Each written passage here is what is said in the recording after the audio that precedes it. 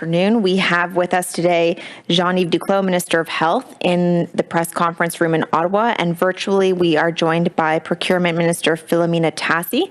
We'll take opening statements from the ministers and then turn to the room and the phone line for questions, and we have a total of 60 minutes for this press conference. Over to you, Minister. Thank you. Thank you, Marie-Eke. Bonjour à tous. Hello, everyone. I'm pleased to be here today in the virtual company of my colleague, Minister Filomena Tassi, to provide an update on the latest developments in our fight against COVID-19. On Friday, Dr. Tam and Dr. New presented the latest COVID-19 modeling data. The trend is clear. We can expect Omicron cases to continue to surge at very high levels, while monitoring for a potential peak in the coming weeks. Though the individual risk of hospitalization is lower for Omicron, the sheer volume of cases will likely see further increases in hospital admissions. These forecasts underscore that we must continue to exercise prudence in order to limit the coming surge. We all know what to do. A, keep physical distanciation. B, wear a mask. C, stay prudent and limit in-person contact. And most importantly, D, continue to speed up our vaccination campaign. This is the best way to support our frontline workers, our healthcare system, and help maintain the critical functions of society, our society, during this time. Vendredi, les docteurs. On Friday, Drs. Tam and New presented their latest modeling data for COVID-19. The trend is unfortunately clear. We can expect Omicron cases to continue to surge at a high level and to reach a potential peak in the next weeks. Even though risks to individuals for hospitalization are lower with Omicron, the sheer number of cases will increase hospital admissions. These forecasts let us know that we need to continue to exercise care to reduce the effects of the current wave. We know what we have to do. 1. Continue to maintain social distancing. 2. Wear a mask. 3. Be careful and limit contacts. 4. Continue to accelerate our vaccination campaign. It's the best way for us to support our first-line workers, to protect our healthcare system, and to help maintain essential operations of our society. As mentioned in the past, although we are going through the worst phase of this pandemic in terms of cases and hospitalizations, January 2022 is not March 2020. We have plenty of tools and knowledge that we didn't possess back in March 2020. Public health measures, personal protective equipment, tests, and most importantly, vaccines are all essential tools in our toolbox in our fight against COVID-19. As of today, we are adding a new tool in our pandemic toolkit. As you know, this morning, Health Canada authorized Pfizer's treatment, antiviral treatment, Paxlovid. This prescription drug, which can be taken at home, will be used to treat adults with mild to moderate symptoms who are at high risk of progressing to serious illness. This is welcome news that we hope will help save lives, reduce illness, and lessen the burden on our healthcare systems and healthcare workers. In addition to the tools we already have, for example, public health measures, mask wearing, rapid tests, and vaccination, today we are adding a new tool to our toolbox in the fight against COVID-19. Indeed, this morning, Health Canada authorized a new antiviral treatment called Paxlovid from Pfizer. This is a prescription drug that can be taken at home. It will be used to treat adults with light to moderate symptoms that are at high risk of developing severe illness. This is good news. We hope it will help us save lives, reduce illness, and lighten the load on our healthcare system and healthcare workers. I want to take a moment to thank, on behalf of all Canadians, all healthcare workers who continue to work tirelessly during this extraordinary time. You are Canada's heroes. And to all Canadians, I encourage you to express your gratitude to healthcare workers by following public health advice and getting vaccinated, whether it be your first, your second, or your booster dose. Let's be clear. No drug, including Paxlovid, is a substitute for vaccination and public health measures. Je veux profiter de ce moment. I want to take advantage of this moment in the name of all Canadians to thank healthcare workers that are continuing to work tirelessly in this unprecedented situation. You are our heroes. I encourage everyone to express our collective gratitude to healthcare workers by respecting public health guidelines and by getting vaccinated, whether it's your first dose, your second, or your booster shot. Let's be clear. No drug, including Paxlovid, can ever replace vaccination and public health measures. Thanks to our strategic pre-procurement approach, Canada has already received the first shipment of more than 30,000 treatment courses of Paxlovid, with another 120,000 on the way in February and March. To help inform with their planning, the Public Health Agency of Canada and its officials have provided provinces and territories with preliminary interim considerations on deliveries. They have also discussed deployment based on a per capita basis. With Paxlovid being authorized, distribution to provinces and territories will begin immediately. We are also working with Pfizer to firm up a longer-term delivery schedule with the intent of bringing additional treatment courses to Canada as quickly as possible. Thanks to our strategic pre-procurement approach, Canada has already received 30,000 treatment courses and expect to receive 120,000 more courses in February and March. Now that Paxlovid has been approved, the distribution to provinces and territories starts now. To help them in their planning, Public Health Agency of Canada agents have provided guidance for the short term. They've also discussed the deployment that will take place on a per capita basis. We are working with Pfizer to establish a delivery schedule in the long term. This will help us provide additional treatments to Canada as soon as possible. Minister of Public Services and Procurement is here to tell us more. Over to you, Minister Tassi. Thank you, Jean-Yves, and good afternoon, everyone. I acknowledge that I am participating on the land which is situated on the traditional territory of the Haudenosaunee and Anishinaabe peoples, my hometown of Hamilton. Our government continues to take action to protect the health and safety of everyone in Canada, as we have been doing since the beginning of the pandemic. My department, Public Services and Procurement Canada, is working tirelessly with the Public Health Agency of Canada to procure the supplies needed to keep us safe. The best thing all of us can do to protect ourselves and our loved ones is to keep up the vaccination effort and follow public health guidance. We have enough vaccine doses in Canada right now for all eligible Canadians.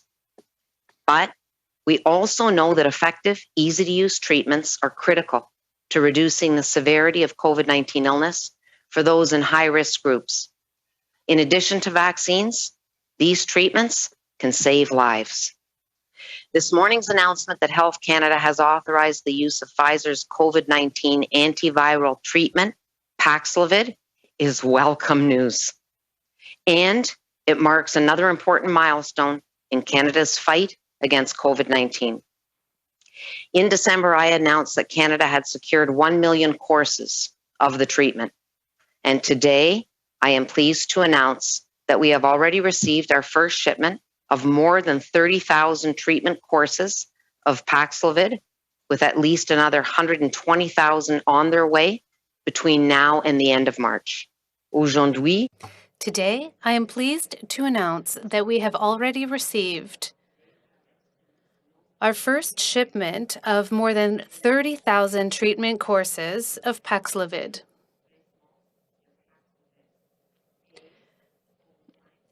There is at least another 120,000 treatment courses on the way between now and the end of March.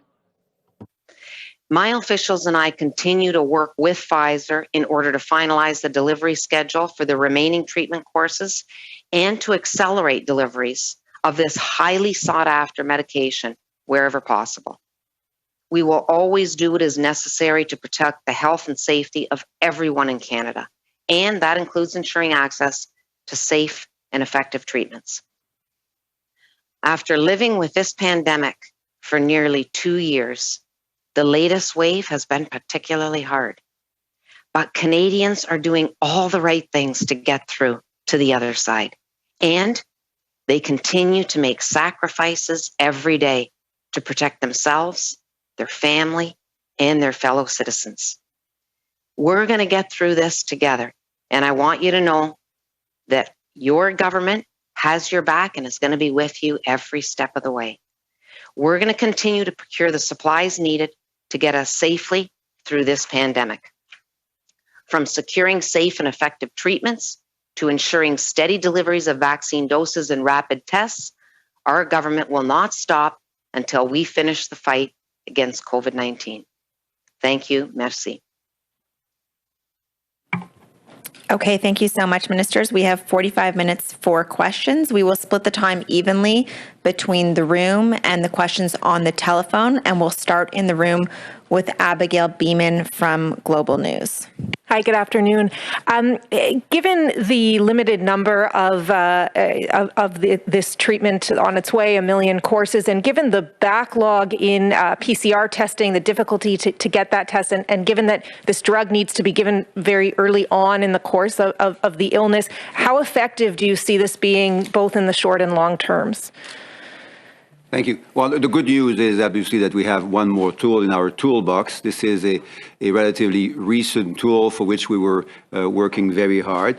Obviously the stock being now in Canada is significant, 30,000 treatments. They are being sent immediately to provinces and territories, so they'll be available for clinical use very quickly. So that's the good news. The work obviously involves for clinicians, doctors and others to prioritize as Pfizer also says they ought to do, to prioritize the use of those drugs for the people that are most susceptible to benefiting from them. So there is clinical guidance which doctors shared this morning that clinicians will want to follow in order that this is used not only in the proper manner, but also for the most important people to be looked after. And a question for Minister Tassi. Minister, we hear that this drug is quite expensive. I'm wondering if there's anything you can share about the cost and whether the cost has an influence on the 1 million number, and whether you hope to buy more after that 1 million course. Any light you can shed on how much you hope to procure in future? So we have procured 1 million, that's secured, and we have an option to procure another 500,000. From the beginning of this pandemic, we've been committed to Canadians. The health and safety of Canadians has been our top priority from a procurement perspective, whether it's vaccines, PPE, medical supplies. We've done everything that we can possibly do with the priority of keeping Canadians safe, and we're going to continue on that same track. Canadian Press. For Minister Duclos. What do we know about how many courses of antiviral like Paxlovid would be needed to treat high-risk patients? Thank you for the question. 30,000 treatments have already arrived. 120,000 will arrive between now and the end of March. Each treatment comes with 10 actual pills, 5 days, 2 pills every day. And we expect those treatments to be, as I said earlier, quickly used by clinicians across Canada, not for all purposes, obviously. The directives, the guidelines provided by experts in collaboration with provinces and territories, these guidelines are very important, and they've been not only prepared, but shared with experts and provincial and territorial leaders over the last few weeks. So we expect that to come quickly and to not only to save lives, but also to protect the health of Canadians who would otherwise be susceptible of ending up with a very severe case of COVID-19. Also for Minister Duclos, what do you say to the statement from Chinese authorities that Omicron arrived in their country via a piece of Canadian postal mail? Well, this is a conversation to be had with experts and scientists. As we know, and as the WHO has wanted to seek for quite some time, is more data and more transparent evidence from China on where and how the COVID-19 originated about 2 years ago now. So we expect that China to follow the guidance and respond to the requests of organizations like the WHO to provide, as I said, more transparency on not only what arrived, but also how we can work better together internationally with the WHO to make sure that whatever risk or outcomes arise in the future, we can better manage them at the global level. Tom Perry with CBC. Hi, Minister Duclos. It's actually a follow-up on that. What China is alleging is that an outbreak of Omicron in Beijing originated from a parcel or a letter that was sent from Canada. So given what we know about the virus, how likely do you think that is, that's the case? And if it's not the case, what do you think China is doing here?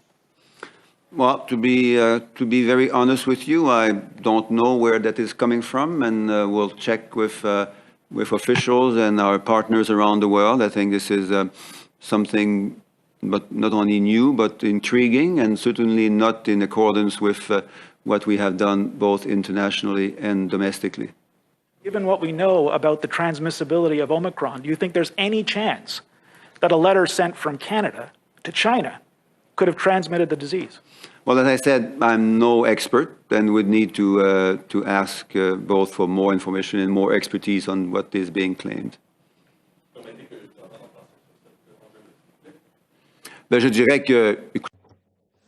I would say that the experts can tell us what to think. I obviously have my own opinion, but for an opinion to be useful and credible, we need more information, and I think experts should speak to this. From Radio-Canada, do you think that this antiviral pill will eventually be used more widely than what is currently planned? Currently, it's for people who are more susceptible to severe illness. With current supply challenges, will we ever be able to broaden the scope of the use? Answer. Experts would probably say that yes, because science is progressing pretty quickly. Today, we have enough luck to have a medication that would work for high-risk members of the population. These people need to be treated in the short term, obviously in the long term too. But from what I've heard, there will be improvements on this type of treatment, and there will be other kinds of treatment that will be available in the next weeks and months that will allow us to treat different segments of the population or treat different or more vulnerable people better. Follow-up question. When do you expect to see a significant impact on hospitalization rates throughout Canada? Also, we're competing with all other countries to get this drug. Are people playing dirty to get their hands on this medication? Answer. In terms of supply, Minister Tassi and her team and the entire government worked very well in the last few months. If we look at the international stage, we're among the first countries to have approved the medication, but also to have received the medication. There are certain countries who adopted different approaches in the last weeks, but to say today that we have treatment in Canada and to be able to distribute them quickly to the provinces and territories and to have informed clinicians how to use these medications is something to be proud about. Inaudible question.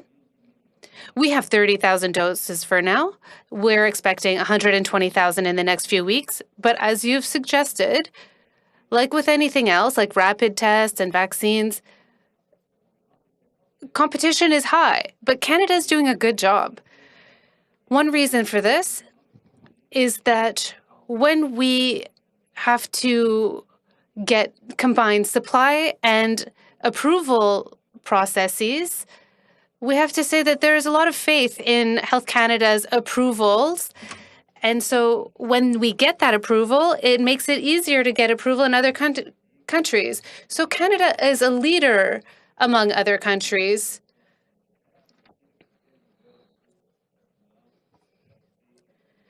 So when we're seeking approval, we need to follow up with supply and procurement. And that's what we're doing here with today's announcement. We will now go to the phone lines as there are no more questions in the room, and we will come back to the room if there is time. Over to you, operator. Thank you. Merci. For questions on the telephone, please press star 1 on the device's keypad. Pour toute question au téléphone, faites étoile 1 sur votre appareil. The first question, première question, est de Raphaël Pirot. Raphaël Pirot from QMI Agency. You have the floor. Question. Hello, Mr. Duclos.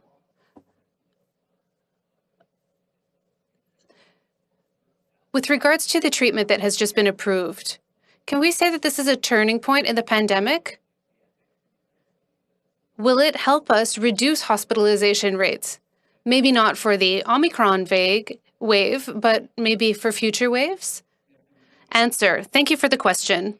The first thing I would tell you is that it's better to prevent than to treat. So it's better not to get infected to reduce hospitalization, but failing that, we can, and that's the only way to do that is through vaccination. So this is the best tool we can use both in the short term and the long term to protect us collectively and individually. The second thing is that there are some people who, because of their age or their immune system or their access to vaccines, perhaps they are immunocompromised or more vulnerable.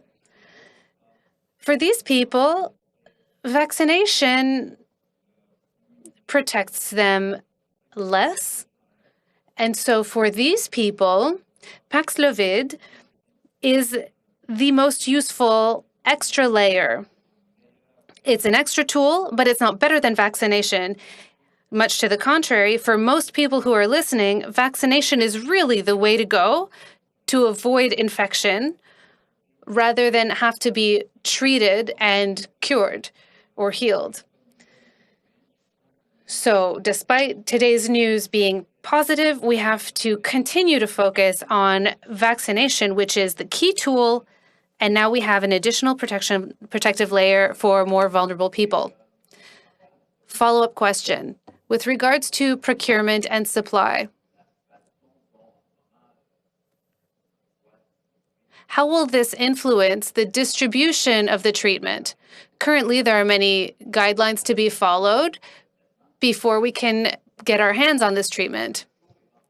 So one day, eventually, when we have millions and millions of treatment courses, can we expect these guidelines to be lightened? Answer, of course, this will help us treat COVID-19 in the long term, short term, of course, but mostly long term. This is a medication that will be used with other medications that are currently being developed. So more medication is good news. It allows us to better treat and heal people. But again, I would like to focus on the present moment. Currently, with Omicron and the current crisis, the best way to go is to get vaccinated and to respect public health guidelines. This is the main thing that will get us out of this pandemic. Thank you. Merci. The next question is from Alex Ballingal from the Toronto Star. Please go ahead. Your line is open. Yes, good afternoon. Thanks very much. Just on the arrival testing regime that we have at the airport. We have Pearson Airport, WestJet, and Air Canada today coming out saying they want this requirement dropped for, I believe it was asymptomatic arrivals, or remove mandatory arrival testing. So I guess for the mandatory testing for everybody. Wondering what you would make of that, Minister Duclos, and if you think that's a good idea, if that's something the government is considering doing, given the limited testing capacity that we have, obviously, in this wave. Well, thank you, Alex, for the question, and three brief elements as a response. First, we are in the middle of the Omicron crisis. I was looking at the numbers just a few hours ago. Globally, the number of active cases in the world has doubled just in the last 2 weeks. And the speed and the slope are very, very high. So there is a lot more Omicron infected people now in Canada as of January the 17th, as they were obviously a few weeks ago, but just a few weeks ago, certainly. And as I said, the trend is of great concern.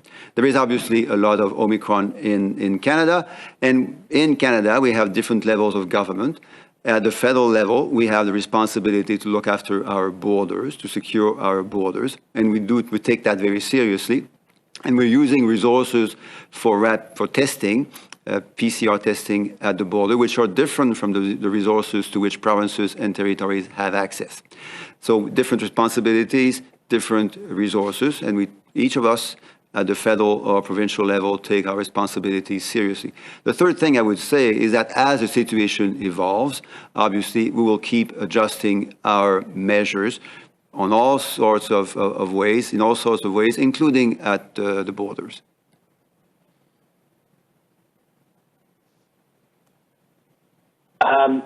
Okay, so I guess different responsibilities, different resources. The arguments that I've heard is that obviously testing in general for PCR testing, the federal government could use the money and lab capacity that's going to these arrival tests to potentially help out provinces such as maybe Ontario and Quebec that are overburdened. I wonder what you think of that logic. I understand there's different jurisdictions, but maybe the capacity could be better used, I think some would argue. And then also, just to clarify the number of treatments quickly in the or the number of pills in each treatment of the new Pfizer treatment, if you could just clarify, is it 10, 20 in each treatment, I guess, package? Thank you again. On capacity, I would also add that I'm in constant touch with my colleagues, health ministers across provinces and territories, and we are working together to make sure that not only do we have a good understanding of responsibilities, and they obviously have a role, at least a word to say on how we fare at the federal level in assuming our responsibilities, but also access to the appropriate resources that we need to deal with those responsibilities, and that will continue. On, I forget what your second question was. Oh, it's the number of treatments. I'm not sure if I'm on the line anymore, but number of treatments. Sorry. Yes, so 30,000 treatments that come with 10 doses per treatment, 5 days, 2 doses per day. I understand from the technical briefing that you had this morning that it's the maximum number of days is indeed 5 days, and the treatments need to start no later than 5 days after the first symptoms have appeared.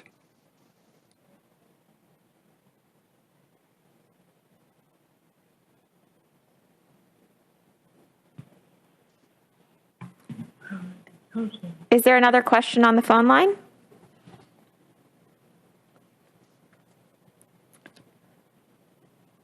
Okay, Minister, if there are no more questions on the phone line, I'll actually also ask you a question just on the vaccine mandate for truck drivers. Could you clarify what the government is doing to monitor supply chains and whether it's leading to shortages and how the government will respond to that? Thank you. I'll do that briefly. First, I think people are asking why we do that. Now, we do that because the best economic policy in the current context is a health policy that makes sure that everyone is protected from COVID-19, and the best protection is vaccination.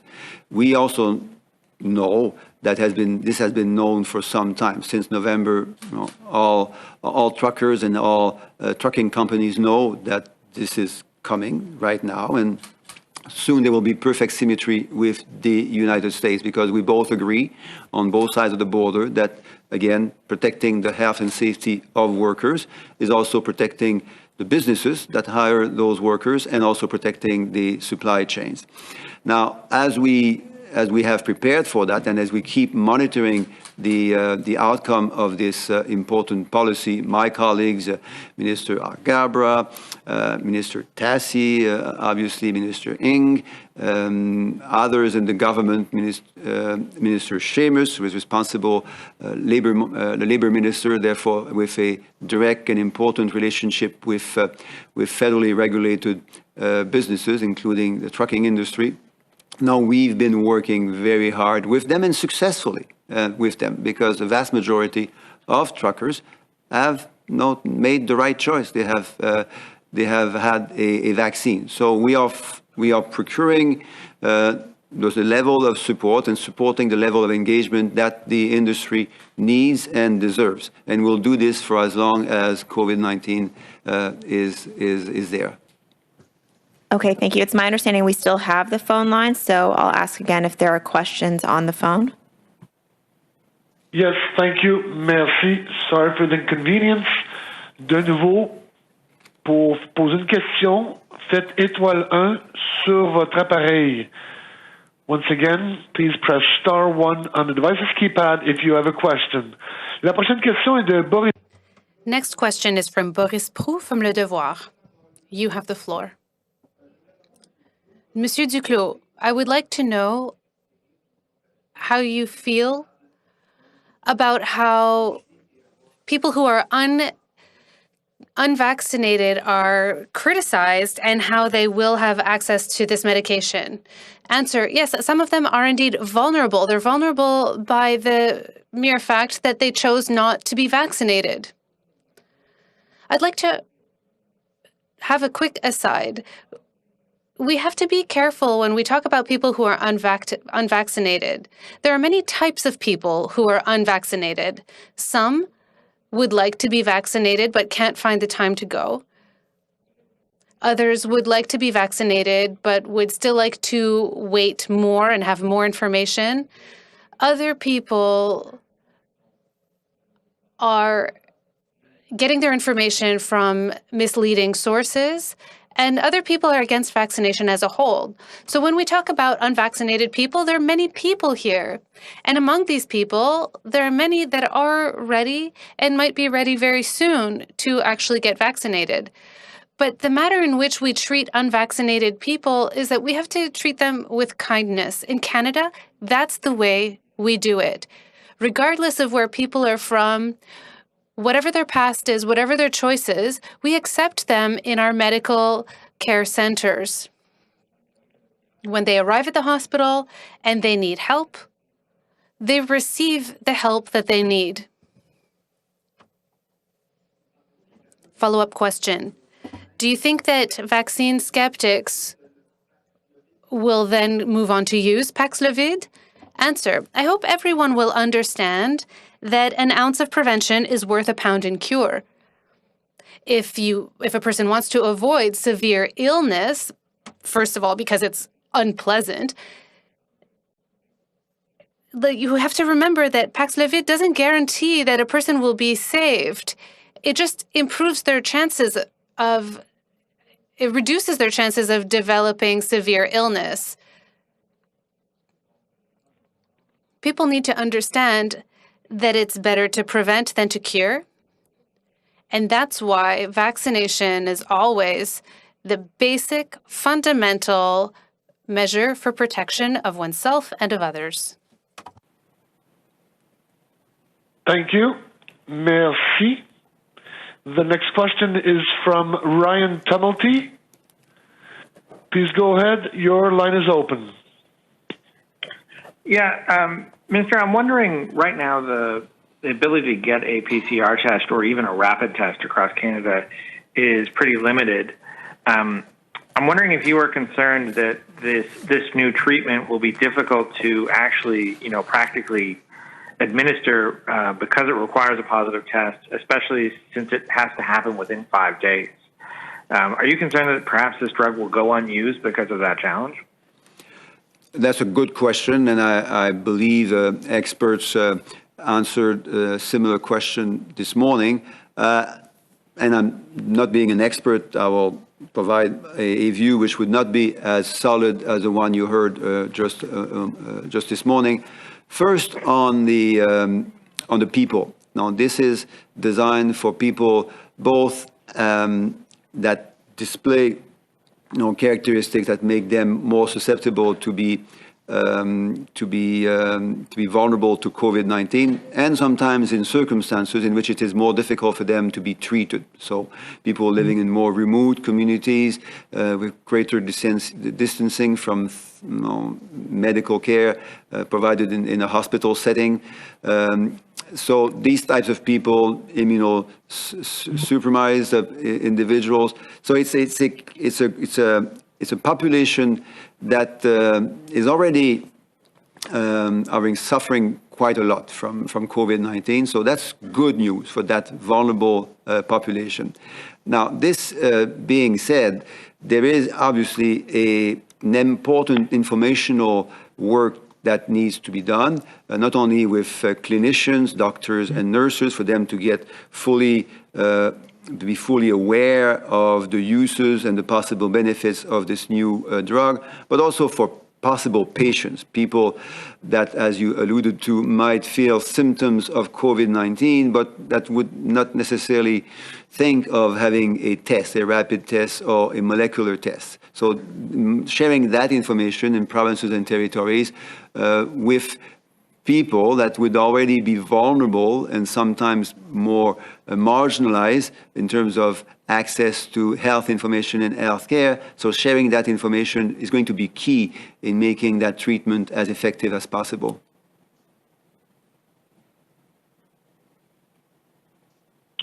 Yeah, and just as a follow-up, you set Health Canada set priorities, or the Public Health Agency has set priorities for who should receive the drug. And relatively high on that list is people who are not vaccinated. I'm wondering if you're concerned that the pill could act as a disincentive to people who haven't been vaccinated, that they'll see the pill as something they can do instead of getting vaccinated. I think not. I don't think so. I think this pill is going to be quickly understood to be used for people who would find it difficult to go through COVID-19 without the pill. But most of these people will have gained from being vaccinated. Now, you don't want to have to use that pill if you can instead be vaccinated. Vaccination is going to be a lot better at protecting you as a prevention measure. It's much better to be vaccinated and not to run the risk of having a severe case of COVID-19 than to have to be treated with Paxlovid because you're going to end up with a severe case of COVID-19. And I think most people will understand that, but it's obviously going to be important for every expert, doctors, public health officials in various provinces and territories to share that message so that, again, prevention is understood to be a lot better than just being treated or eventually cured for the disease. Thank you. Merci. La prochaine question est de Mélanie Crête. The next question is from Mélanie Crête from La Presse. You have the floor. Question. What's going on with the approval for Merck's antiviral medication, which was submitted for approval way before Pfizer? Answer. Thank you for the question. You would have to ask the Health Canada's regulatory experts. As you know, they are independent experts. These are two separate treatments. They are both very different from one another. So Merck's request, as you've probably understood, is moving more slowly because there are some specific issues for this medication that has been submitted for approval some time ago. Follow-up regarding Pfizer. On the 30,000 treatments that have been received, how many will be sent to Quebec? Answer: I believe it's approximately 6,000 courses that will be sent to Quebec. So it's divided per capita. So it's 30,000 divided by the number by Quebec's population. So it's approximately 6,000 courses that will be sent shortly to Quebec. And with that, as I'm not a doctor, I shouldn't have specified how many doses this represents. Each treatment has 3 doses, 3 pills per day for 5 days. Why a non-doctor would speak about these things, but I was asked a question earlier. So it's about the treatment. One treatment comes with 3 doses per day for 5 days. J'espère que c'est une réponse suffisante. I hope that that's a sufficient answer.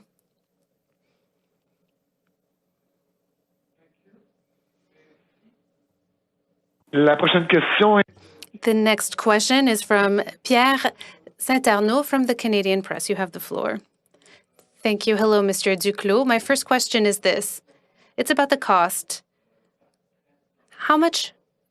What is the cost per treatment, not per dose, that has two doses of 3 pills per day for 5 days? So it's 3 pills per dose, 2 doses a day for 5 days. So that's actually a lot of doses. But for complete treatment over 5 days, how much are we going to be spending? Answer: you know what? Next time I'm going to ask you to come to the press conference to explain the dosage. We'll turn this over to Filomena Tassi, the Minister of Public Services and Procurement. She'll have a better answer. In order to protect the commercially sensitive pricing information, we can't disclose those details. What I would say is we have been very clear as a government that whatever it takes to help better protect the health and safety of Canadians, that's what we're going to do, which is why we have taken the step of procuring these doses and really are delighted that they are here now, ready to be delivered to provinces and territories. And I want to thank Pfizer for the strong relationship in working with us that we are in the position we are today, which is on the day of approval that we have the doses ready and look forward to those being used by Canadians to help protect them from the severe impacts of COVID-19.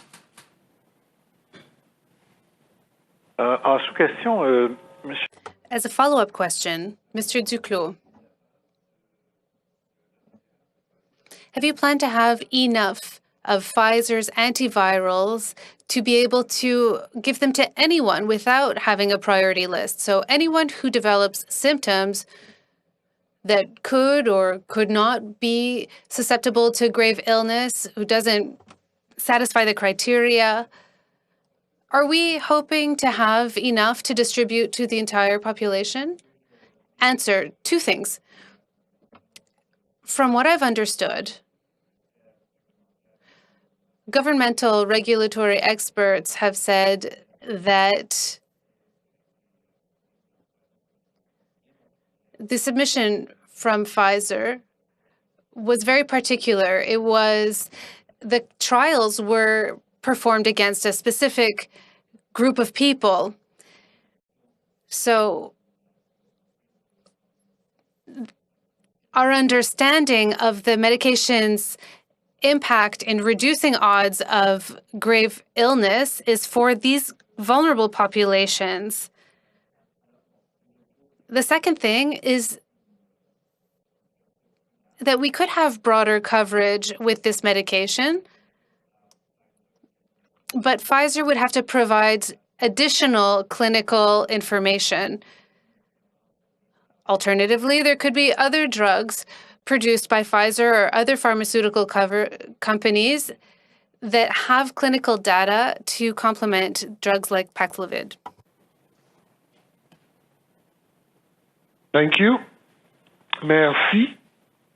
La prochaine question est de Eric. The next question is from Élie Plouffe from Radio-Canada. You have the floor. Hello, Mr. Minister. Can you tell us what your stance is about this request to have lighter restrictions at the borders and to eliminate the need to have a second PCR test for people who cross the border on land borders? Answer 3 things. 1, the epidemiological situation in Canada and elsewhere in the world is deteriorating. I noted that there were 31 million cases of COVID-19 in January, and now they're over, in early January, now there are over 50 million. So the increase in numbers of COVID cases is very strong here and elsewhere in the world. The other thing I would add is this. We have, at the government, responsibilities regarding managing the border. This is one of the sources of COVID-19 transmission. When people travel, they contact other people, they can catch COVID-19, and they can also transmit it to others through their travels. So, to be responsible, the Canadian government is employing resources that are different from the tools that provinces and territories have for testing. So we have our own suppliers and we send them elsewhere. And the last thing is that we will continue to adapt our measures to match the evolution of the situation. Follow-up question. So it's not a possibility for now. Answer, currently, no, that's not what's going to happen because of the situation. We don't think we've even reached the peak of infections. We're all hoping it's going to happen now, but we don't have any clear evidence to that matter. And when we look abroad, we see that the situation in other countries is worsening. Thank you. This will be the last question over the phone. Very well. Thank you. Merci again. The next question and the last will be Palak Mangat from Parliament Today. Please go ahead. Your line is open.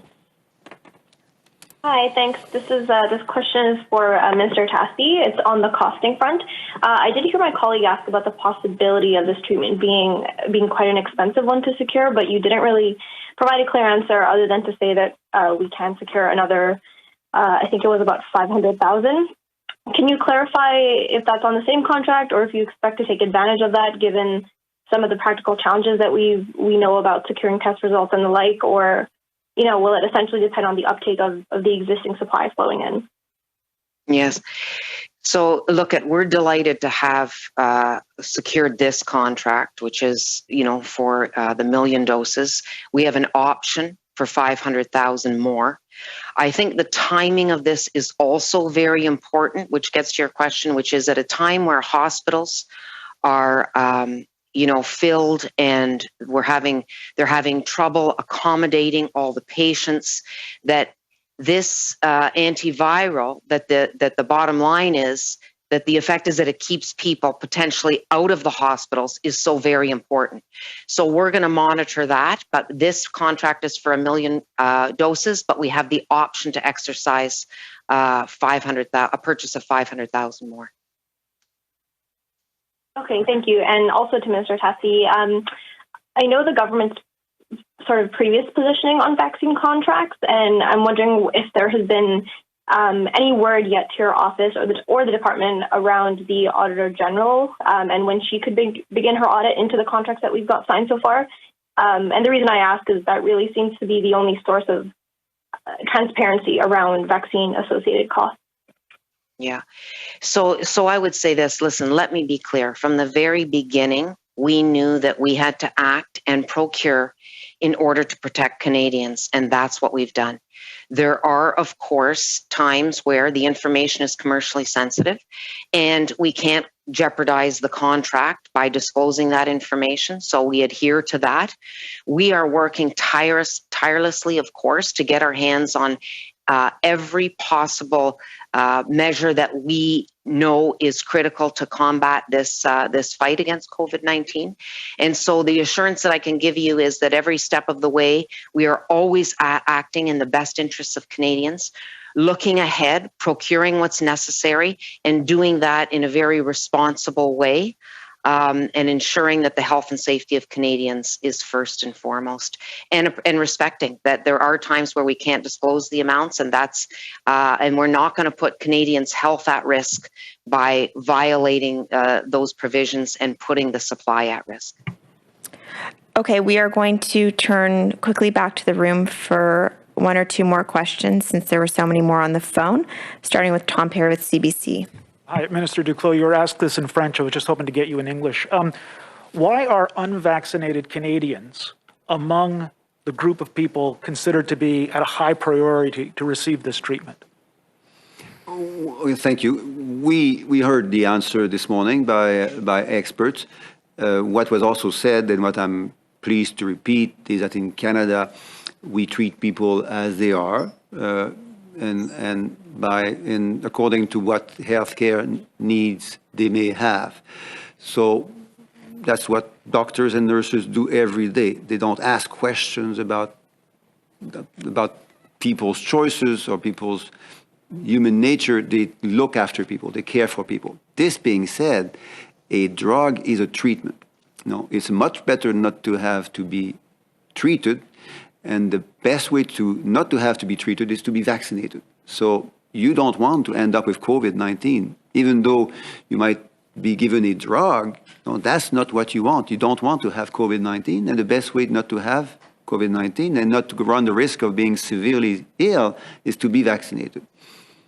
And we will go to CP for the final last question.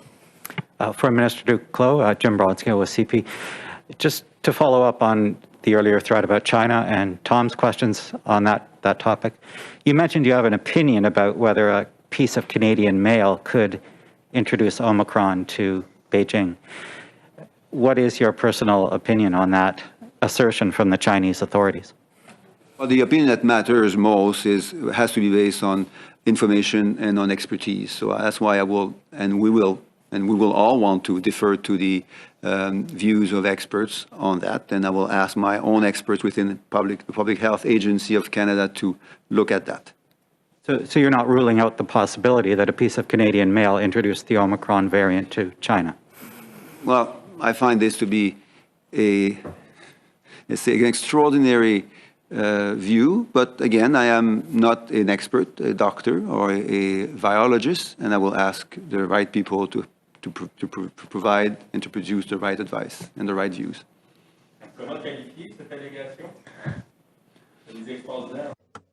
Inaudible. This is an extraordinary allegation, but I'm not an expert, so I would ask virologists at Public Health Canada to answer. Conference, thank you to the ministers for being so generous with their time. That's the last press conference for today.